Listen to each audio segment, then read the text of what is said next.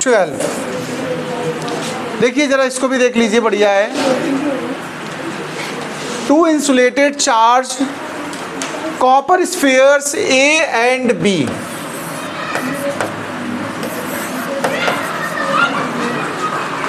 have their center separated by distance 50 centimetre.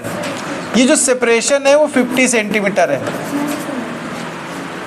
What is the mutual force of electrostatic repulsion if the charge on each, देखो भैया similar charge है दोनों पे, और उसकी value हमारे पास है 6.5 10⁻⁻⁷।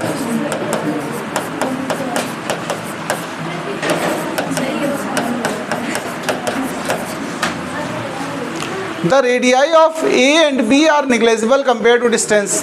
कोई बात नहीं, रेडियस का कोई कॉन्सेप्ट नहीं लेना, कुल मिला के फोर्स पूछा है।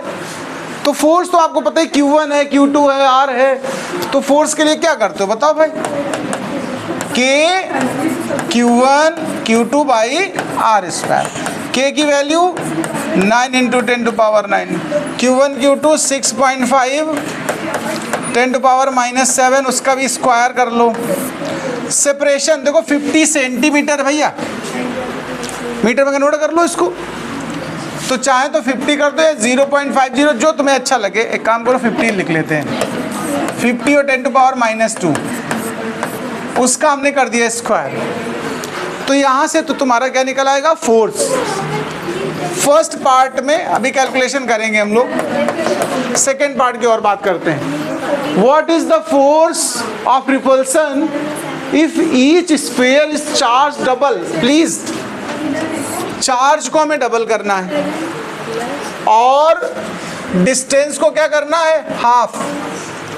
अब फोर्स बताइए, इसको कैलकुलेशन करते रहिएगा, मैं तब तक इसकी बात करता हूँ। देखो फॉर्मूला होता है K Q1 Q2 अपान R स्क्वायर होता है। क्वेश्चन ने हमसे क्या कहा, चार्ज को डबल करो, यानी Q1 को भी ट्वाइस कर दो और Q2 को भी ट्वाइस कर दो, लेकिन R को क्या कर दो, हाफ कर दो। तब जरा देखते हैं, अभी तो ये सेम था Q, तो ये तो KQ square by R square था अभी। अब दोबारा जब सबको डबल कर दिया तो यहाँ Q के प्लेस में क्या लेना पड़ेगा तुम्हें, 2Q लेना पड़ा कि नहीं बताओ, और R के प्लेस में क्या लेना पड़ा, R/2। इसको सिंप्लीफाई करना है खाली, तो ये क्या बन जाएगा, 4Q स्क्वायर अपान में R स्क्वायर बाई 4 होगा कि नहीं होगा। वो 4 कहाँ चला जाएगा, ऊपर प्रोडक्ट में। तो इस 16 times of KQ square by R square, और ये इनिशियल फोर्स का फॉर्मूला है जो अभी पीछे शुरू में लिया है। तो जो नया फोर्स हमारा आया F डैश, वो पुराने फोर्स का कितने टाइम्स आ गया, 16 टाइम्स। चलिए इसकी कैलकुलेशन कर ली हो तो बताओ मुझे नोट करके, कितना आया रिजल्ट, किसी के पास है।